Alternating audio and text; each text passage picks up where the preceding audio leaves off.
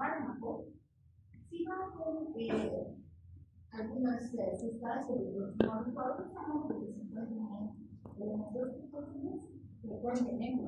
¿Sí? Por ejemplo, las tres metilxantinas más conocidas son la teofilina, que la encontramos en el té, ¿sí? La teobromina, que la encontramos en el chocolate, y la cafeína, que la encontramos en el café. Entonces, fíjense, son cosas que consumimos con frecuencia. Todos son derivados de la xantina. La diferencia es solamente dónde están las cadenas laterales, digamos, de la reacción química. Por ejemplo, la teofilina la tenemos que es la 1.3 dimetilxantina, la teobromina es 3.7 dimetilxantina y la cafeína es 1.3 dimetilxantina. Entonces, vean, todas son xantinas. También es importante mencionar a la aminofilina. La aminofilina podríamos decir que es un híbrido, porque es teofilina asociada a la tiroidiamina, que es el compuesto químico, y es algo que sea un poquito más estable, se dice normalmente. Igual que las metilxantinas, la aminofilina es tóxica. Vamos a ver que justamente la necesidad de estar limitado un poco la utilización de farmacológico. Es más, existen algunos países donde no se usa más metilxantinas por la toxicidad que tienen, pero en ellos como el nuestro todavía sigue siendo un metabolitos. Los metabolitos se van a eliminar por la orina y vamos a hablar pues, de sus características médicas. Si hablamos de teofilina linda, que es una de las más utilizadas, es una micronasal que utilizamos bien. La absorción oral es buena y es la principal de la administración. Y tenemos preparado el centro prolongada que es la ventilación muscular, el metabolismo hepático, paradójicamente, o que habitualmente se obtiene en los fármacos, es más alta en niños. Podríamos decir, bueno, pero si los metabolizan más, entonces mejor. No, porque justamente ese rápido metabolismo que tienen los niños hace que, si estamos teniendo estos fármacos, necesitemos usar más dosis o más frecuente de dosis, y eso aumenta potencialmente el riesgo de enfermedad. ¿Sí? También es importante considerar que este grupo de fármacos tiene un intervalo bajo entre la dosis terapéutica y la dosis tóxica. Vale decir, si se ponen en fármaco, como dijimos, el intervalo o perdón, el índice terapéutico es el que relaciona esto, ¿no? Si se acuerdan, decíamos, hay fármacos que tienen índices terapéuticos súper amplios, por decir, 1 miligramo de la dosis terapéutica y la dosis tóxica son 100 miligramos. Entonces, está lejos, no necesito pasarme con mucho para llegar a los resultados. En cambio, hay fármacos que 100 miligramos de dosis terapéutica, digamos 2 miligramos, ya es dosis tóxica. Entonces, en este caso, este intervalo terapéutico, el índice terapéutico es estrecho. ¿Sí? Y estos fármacos son los que tienen más riesgo de toxicidad. En el caso de estas metilxantinas, se caracterizan por tener índices terapéuticos muy estrechos, toxicidades bastante significativas, y a veces incluso estamos dando dosis que, entre comillas, están dentro del rango terapéutico, pero el paciente ya está presentando una toxicidad.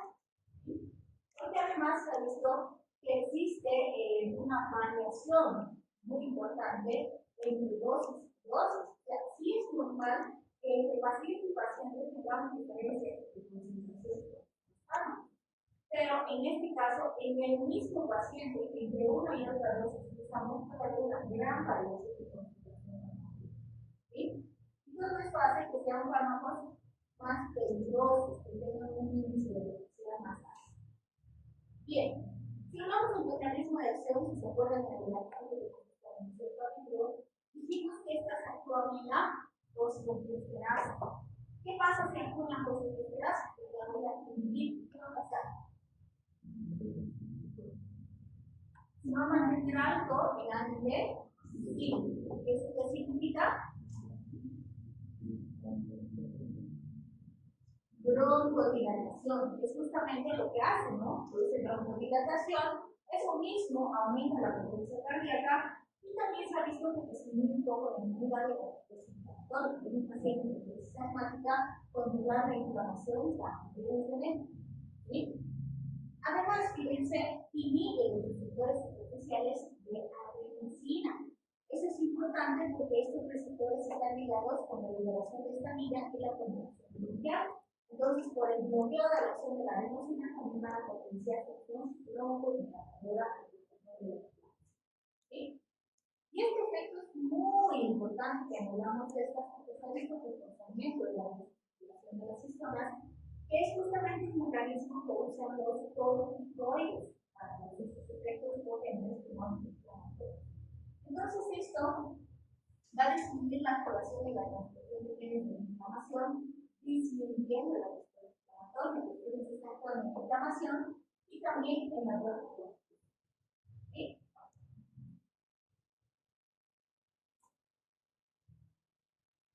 Bien, y siempre les digo, si recuerdan lo que habitualmente pasa cuando consumimos café, fácilmente se van a acordar del que hacen los sentidos, ¿sí? Que es relacionado. Por ejemplo, a nivel del sistema nervioso central, vamos a tener efectos estimulantes.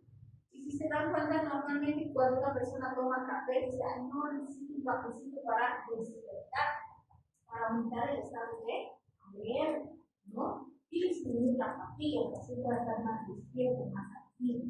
Y para eso necesito dosis, no necesito dosis. ¿Sí? En cambio, en dosis altas, fíjense, puede haber una estimulación excesiva del grupo raquídeo, convulsiones. Después, fíjense otra vez aquí asociamos claramente los pacientes que tienen trastornos de y demás, es prohibido que consumamos más. Justamente porque la metilsantina al estimular a esa paciente sensible le puede generar convulsiones. ¿Sí? Bien, a nivel cardíaco, produce un positivo por mayor liberación de catecolaminas y aumento de la captación de calcio. Además, se ha visto que puede disminuir la viscosidad de la sangre, sobre todo si tiene un factor de protección, cuando hay glucosis, cuando hay cardiovascular. Eso puede ser benéfico, ¿sí? Porque si la sangre está menos viscosa o menos espesa, circula mejor. ¿Sí? Entonces sería que eso un efecto protector. También se ha visto relación de la vasculatura a dosis altas con excepción de los vasos cerebrales. Entonces, esto es muy importante porque, por ejemplo, si alguna vez se han sentido con mucho alcohol o café, entonces antes de sentir que aparece taquicardia, ¿no? Por ejemplo, en el pasado cuando se toman su litro de café para estudiar porque tienen parcial, luego por ay, me duele un poco de sí, porque sí produce aceleración. ¿Sí? Bien, a nivel del aparato digestivo vamos a ver que estimula la digestión ácida enzimática. Sencillo para recordar, recuerden que al paciente con gastritis, ¿qué le podemos proponer? ¿Por qué? Porque tenemos una necesidad. ¿Sí? A nivel urinario, cierto que en general no produce un efecto muy significativo, pero se ha visto que se podría producir un efecto directo por aumento de la acumulación y disminución de la lactosa. Y obviamente, si bien la mayoría de los pacientes esto no es muy significativo, van a ver que sí hay pacientes que por una o dos cositas de bacterias que ya tienen más que el organismo. Y sí, algunos tienen efectos más. ¿Sí? Esto es súper importante cuando hablamos de infecciones crónicas. Fíjense, en el diafragma van a aumentar el tono, van a hacer que el diafragma se contraiga mejor. Y esto se ha visto que es fundamentalmente importante en pacientes con foco. ¿Qué es el foco?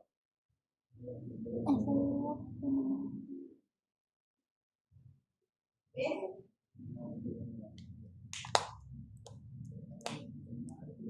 Enfermedad pulmonar obstructiva crónica. Fíjense por los músculos respiratorios que nosotros tenemos.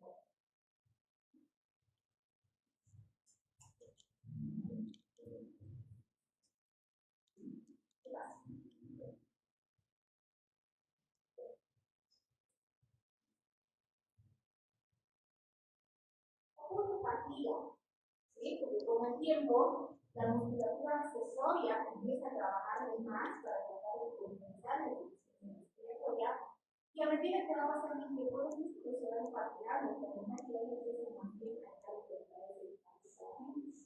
se ha visto que los pacientes con esa condición, esta mejoría de la conversión de diafragma, que es un músculo tan grande en el respiratorio, mejora la capacidad ventilatoria. ¿Sí? Entonces, realmente en pacientes con hipo, este ejercicio es muy importante en la mantención de la función ventilatoria. Y el músculo liso va a inhibir la liberación de histamina, disminuyendo la hiperactividad, y también tiene ese efecto broncohilárico. ¿Cuándo uso entonces metilxantrinos? Pacientes con TOC, pacientes con asma aguda, asma crónica, ya sea solos o asociados a otros tipos como que es una combinación bastante usada. Evidentemente que debemos considerar por las metilxantrinas que pues hay que analizar muy bien el riesgo del físico. Porque fíjense, en adultos se recomienda de 12 a 16 miligramos por kilogramo día. Y se recomienda ir subiendo progresivamente hasta llegar a niveles de nutrición de 22 miligramos por kilogramo día cada 12 horas. El ajuste de dosis se debe realizar entre 2 a 3 días hasta lograr las dosis deseadas. Y esto es muy importante. Cuando usamos metilxantrinas se tiene que hacer una cuantificación de las dosis. ¿Por qué? Si bien se recomienda que mantengamos ciertos niveles de concentración de los fármacos plasmáticos, se ha visto pacientes que no habían pasado el límite máximo de concentración plasmática, pero que ya presentaban el límite de dosis plasmática. ¿Sí? Entonces hay que vigilar muy de cerca las dosis. En niños se estima entre 6 a 8 miligramos por kilogramo dosis y progresivamente hasta 10 miligramos por kilogramo dosis cada 12 horas. Esto es lo interesante, fíjense, el nivel plasmático ideal, me dice la literatura, va entre 8 a 15 microgramos por ml. ¿Sí? O sea, podría llegar hasta 15, todavía se está muy bien. Pero se han visto casos de pacientes que han llegado a 12, sí, dentro del rango de unidad, pero no tienen unidad de precisión importante, se ya estaban modificados. Entonces, eso también hace que el cliente sea algo. Con mucho cuidado, vamos a vigilar específicamente.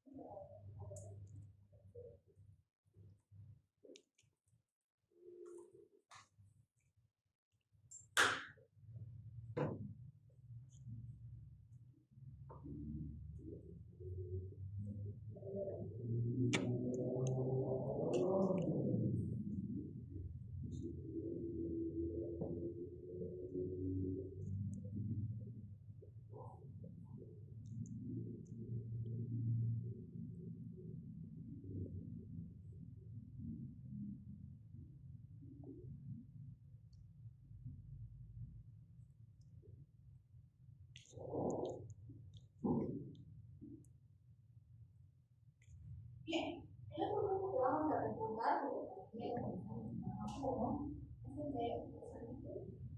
¿Sí? ¿Recuerdan el sistema inmunológico?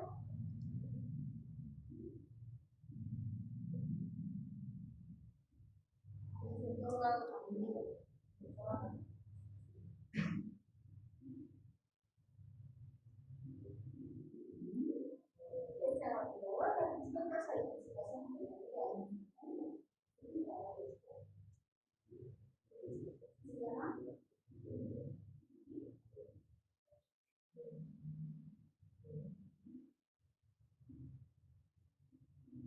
¿Qué le dice la población? No de ciudad, ¿verdad? ¿Qué temperatura está mundo? Nuestra población le conoce como esta planta contiene grandes concentraciones de cafeína.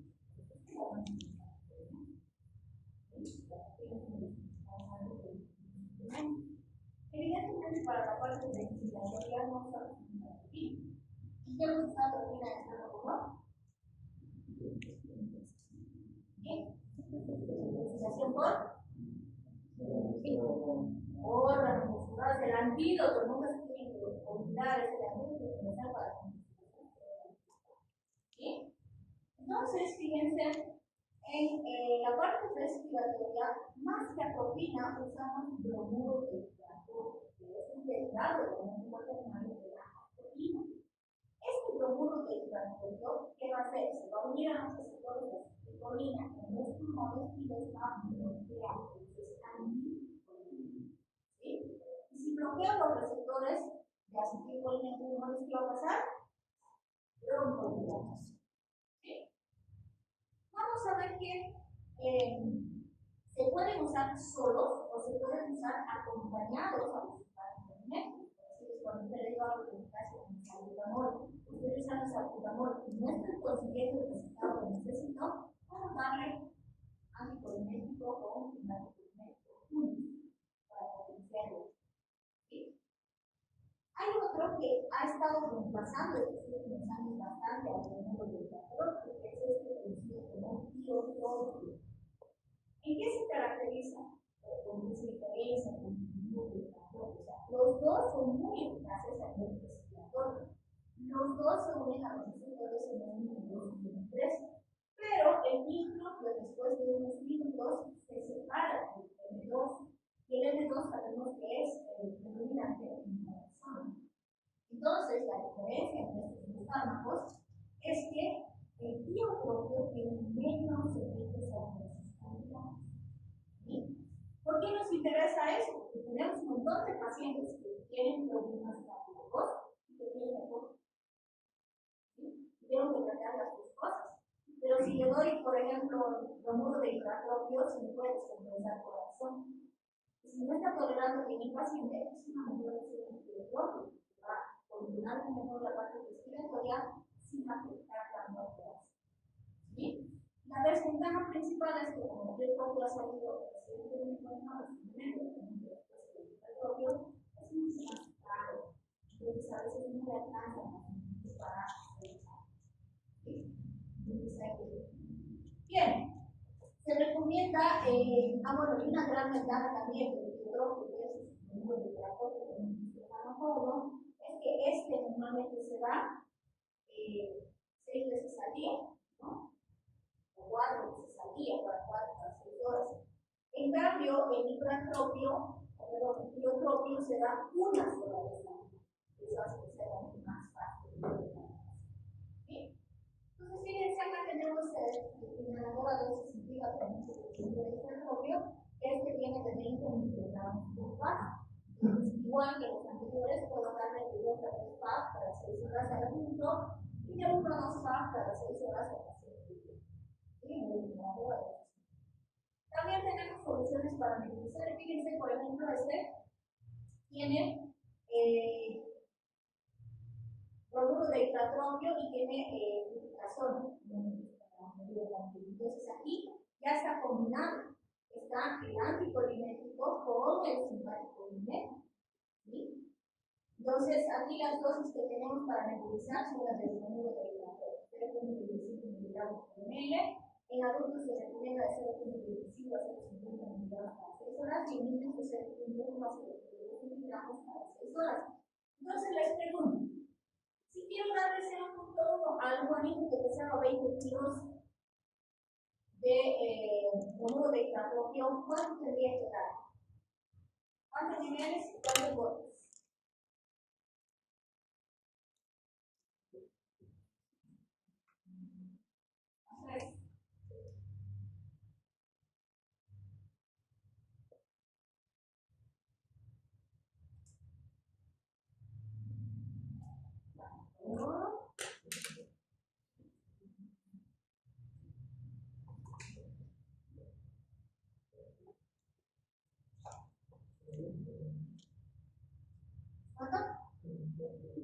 0.4 ml. ¿Me notas? Bien, entonces, eso sería lo que tendría que darle para movilizar. ¿Cómo preparo la movilización?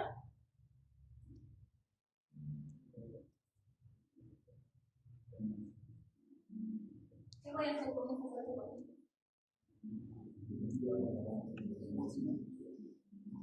Diluyo con 2 a 3 ml de solución fisiológica y eso pongo en compartimento para la movilización.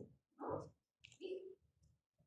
Bien, el otro grupo de fármacos que vamos a ver para cuadros respiratorios, que se trata también muchísimo en pacientes con COVID, son los corticoides.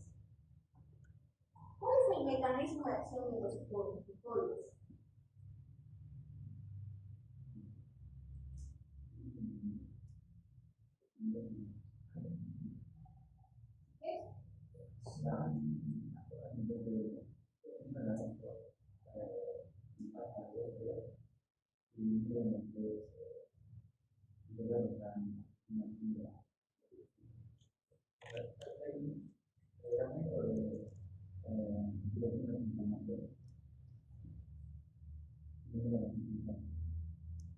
¿Ya? Entonces, sí, evidentemente el punto más importante de la inhibición de la fosfolipasa aborto. Si recuerdan, la vía metabólica de la sistema a la vía sistema a la vía para que los fosfolípidos de membrana se conviertan en ácido araquidónico, la que permite esa conversión de la fosfolipasa aborto. Entonces, este está bloqueando, pero en un punto súper alto de la vía metabólica. Porque a nivel de esos fosfolípidos de la ácido araquidónico derivan la COX, la lipoxygenasa y la EPO. ¿Sí? Entonces, al bloquear la fosfolipasa, voy a evitar que las 3 vías metabólicas se activen. ¿Y eso qué significa? Que son fármacos altamente potentes por el ciclo de actúan, pero son también muy tóxicos. Tienen muchos pesos porque están bloqueando muchas vías metabólicas. ¿Sí? Entonces, fíjense, vamos a ver que inhiben la producción de citoquinas inflamatorias al bloquear el ácido araquidónico, inhiben la infiltración con enzimas astrófitos y producen la contracción de los vasos modificados de la bronquial. ¿Cuál sería el beneficio de producir contracción de la musculatura?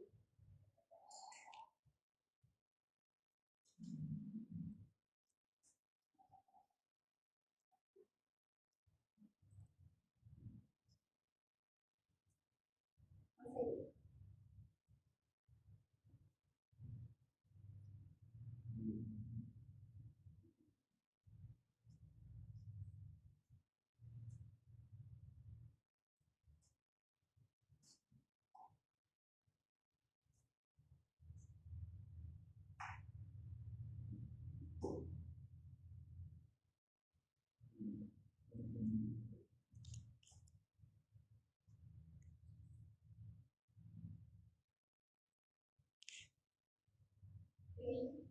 Ya no planta, ustedes no ponen nada. No se olviden que la vasodilatación es responsable de las fugas de la microvasculatura y la llegada de mediadores inflamatorios, células inflamatorias, por lo tanto la producción de las secreciones a nivel de la luz de la vía respiratoria. Entonces, obviamente, producir vasoconstricción es muy esa congestión, todo eso que acompaña a la inflamación. ¿Sí? Y esos son los beneficios más importantes. Entonces, ¿cuáles serían las ventajas de darle corticoides al paciente? Disminución de la severidad de los síntomas. Es decir, los síntomas van a ser menos intensos. Las exacerbaciones también van a disminuir potencialmente y va a haber un aumento del calibre de la vía aérea. La pregunta es, ¿los corticoides producen broncodilatación?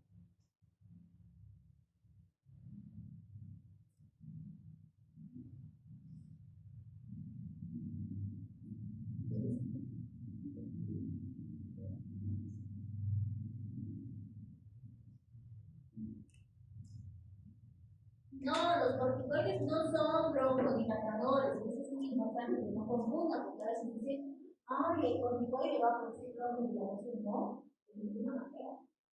Por lo tanto, el corticoide no va a reemplazar al salbutamol de ninguna manera. En cierta época, pues había polémica de si le damos corticoide o no le damos corticoide.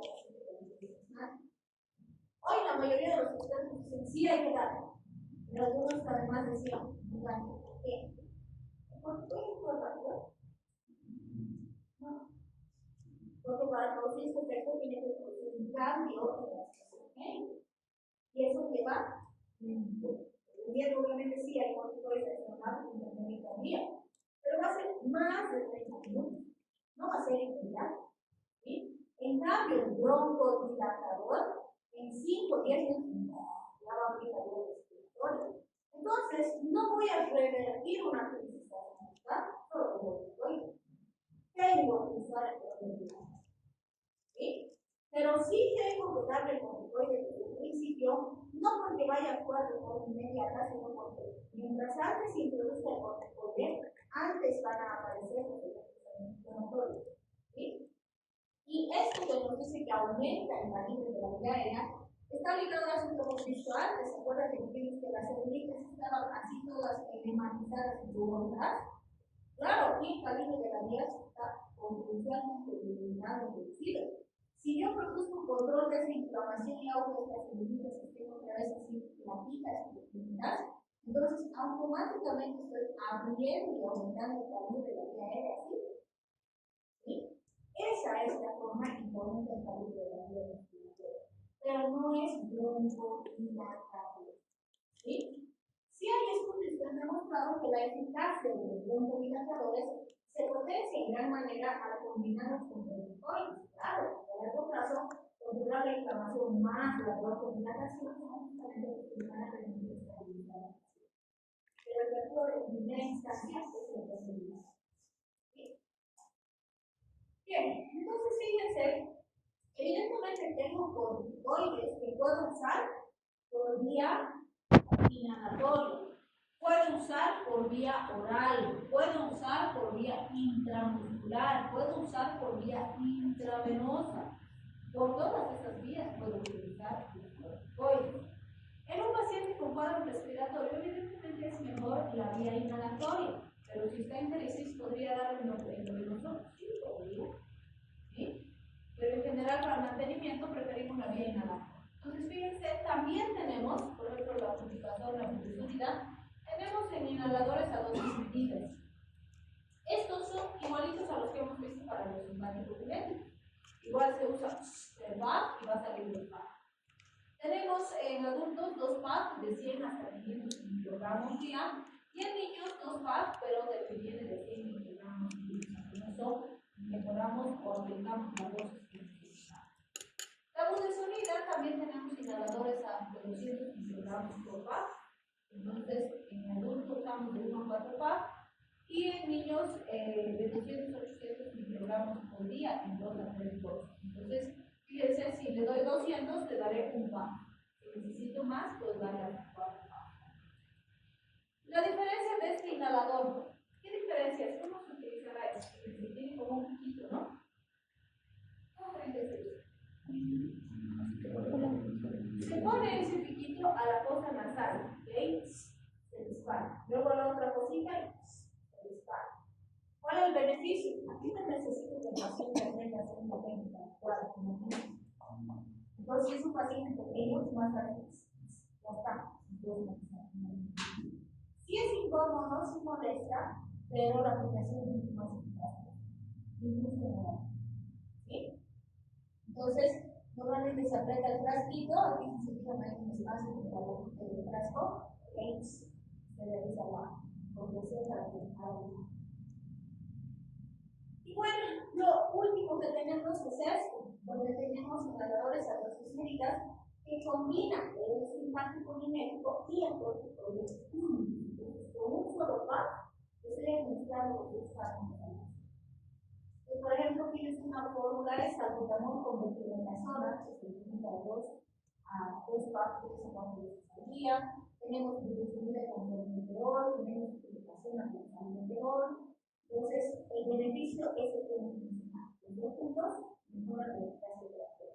Y además, el corticoide tiene la gran ventaja de que al controlar de forma temprana la respuesta inflamatoria, va a evitar la aparición de las microlesiones que originan las fibrosis y limitan la capacidad del paciente. Entonces, los últimos estudios han demostrado que el corticoide realmente cumple una función protectora muy importante de la función de la respiración. ¿Sí? Bien, es cierto que al actuar en un ciclo tan alto de la vía metabólica como hemos mencionado, los corticoides pues, tienen muchos efectos adversos. Sin embargo, aquí vamos a mencionar los más característicos en relación al uso por vía inhalatoria. Entonces, uno de los más comunes son las candidiasis orales. ¿Qué sería una candidiasis? Hongos. ¿Y por qué crecerán los hongos en el paciente? ¿Por qué?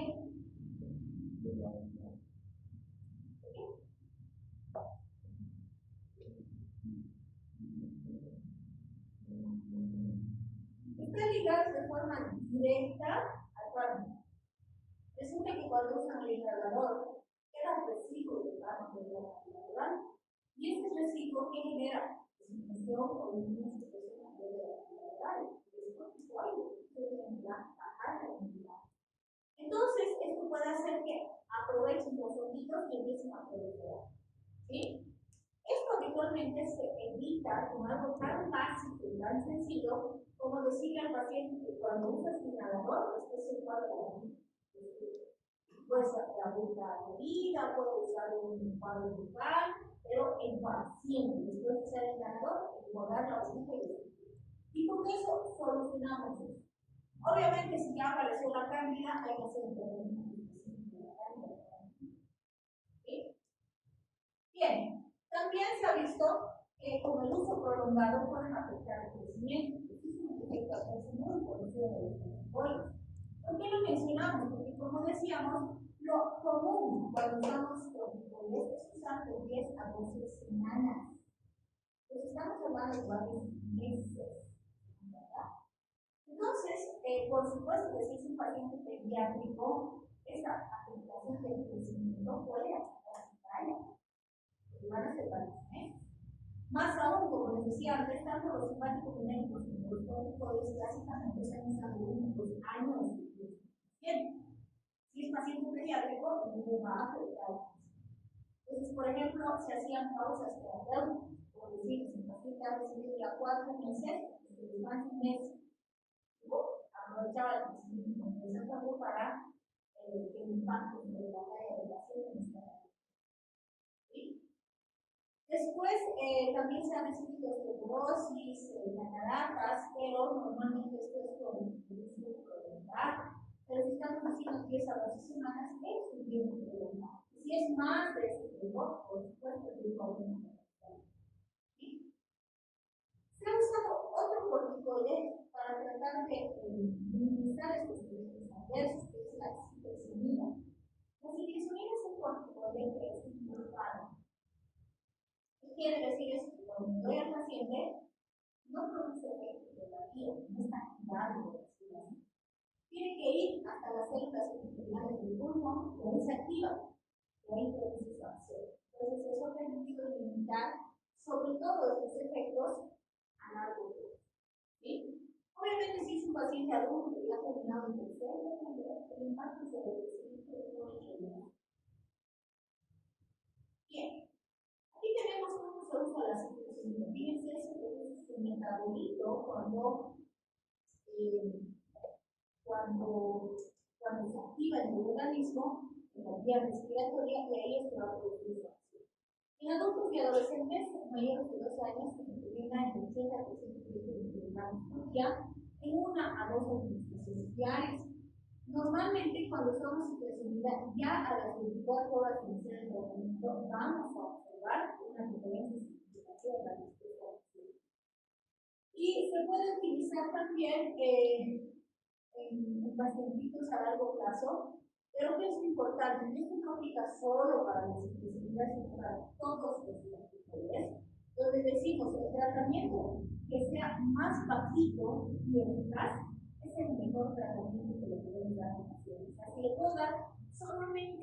más al día. Con eso estaría el paciente excelente, que no es solo uno. Pero está en función de la eficacia. Porque no me sirve de nada darle un licor y que siga mal el paciente, y que sigue con insuficiencia respiratoria, y que sigue con tos y que sigue. ¿Sí? Si necesito aumentarle y con eso mejora el paciente, aunque le esté dando dosis más altas, no, le voy a dar dosis más altas. Pero mi parámetro de referencia es la mejoría clínica del paciente. ¿Sí? Bien, aquí tenemos los inhibidores de leucotrienos, silentor, motocas y santificas. Cuando hablamos de estos inhibidores de leucotrienos, vamos a ver que los dos grupos actúan en esta vía metabólica. ¿Qué hacen los leucotrienos? ¿A qué vía vienen? ¿En qué vía se producen los leucotrienos? Bueno,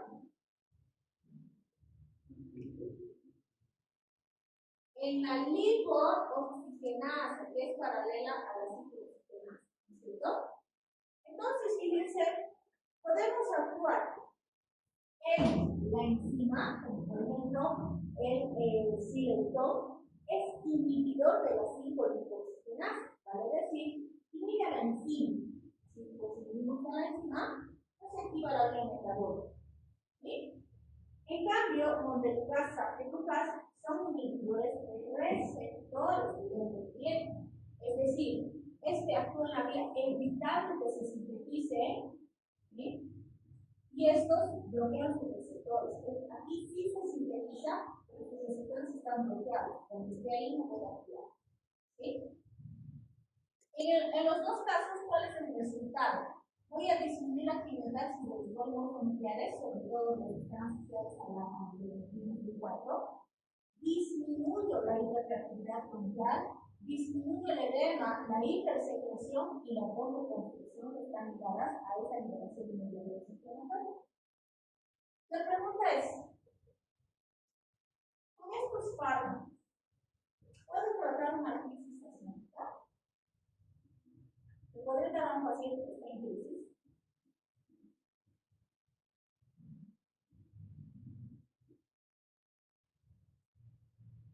¿Podemos o no podemos?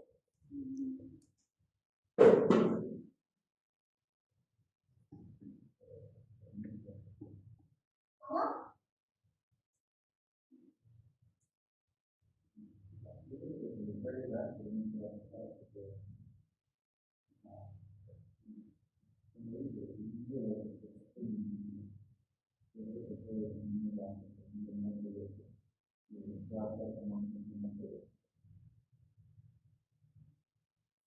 No somos en crisis. ¿Por qué? Porque en una crisis si hay pues, cualquier cantidad de nutrientes, ya no todos los receptores que hay por menstrual, ya todo. Y eso no sirve. No van a hacer nada por lo que ya está actuando. Entonces, para la crisis, manejo por ejemplo estamos en crisis. Pero estos son excelentes fármacos para profilaxis, ¿sí? Para prevenir broncoespasmo, para pacientes que se van a exponer a antígenos, ejercicio, asma, fármacos, etc. Para ellos, antes de que aparezca la crisis, necesito el dolor, ¿sí? Por ejemplo, había un pacientito que era pequeñito, tenía asma, así es totalmente convencional, pero resulta que cada vez que llegaba el invierno, hacía crisis todo el tiempo, con el frío, encima se resfriaba, etc. Pues todas las semanas estaba con crisis. ¿Sí? Entonces, ¿qué se hizo antes de que empezaron ok, está llegando el invierno, todos los días? Pasaba los inviernos sin crisis, o máximo una crisis de todo el invierno. ¿Sí? O por ejemplo, pacientitos que no toleraban animalitos, entonces no nos trata de los animalitos en infección, eran niños que no podían ni acercarse a los animalitos porque ya les daba una crisis. Han hecho ciclos con montelukast y han logrado jugar con el niño que no lo crisis. pensar, cuando uso estos fármacos, no es un tratamiento todo.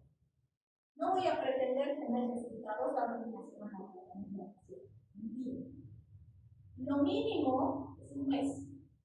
Lo ideal, más de 2 meses.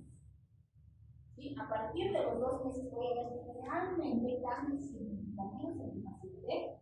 Y si hago ciclos de 3 meses, de 6 meses, el cambio, la modificación de la hiperactividad del paciente es realmente significativo. ¿Sí? Entonces, muy importante. ¿Cómo se usa? Vamos a usar en mayores de 12 años Xilotol 600 miligramos cada 6 horas y Safirlutaz 20 miligramos cada 2. De todos estos, el que más se usa es el Montelukast, porque se da en adultos 10 miligramos día, o sea, una sola vez al día, y en los niños de 4 a 5 miligramos cada 24 horas, también por día. Lo lindo es que para los chiquis traen en presentación de masticables, como dulcecitos, como pastitas, que no saben mal, y tienen algo más y se lo traga, pues no pasa nada, se sabe bien. Entonces es fácil. Elena, si te pasas un dulcecito cada día y estás tranquilo, y felices, bien controlado todo el día. ¿Sí? Entonces realmente ha facilitado bastante esto.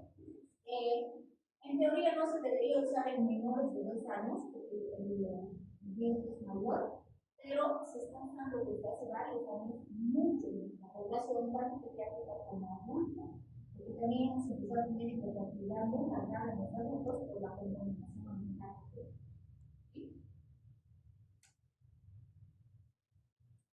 Bien, aquí vamos a empezar con los antidepresivos. ¿Quieres descansar otro ratito?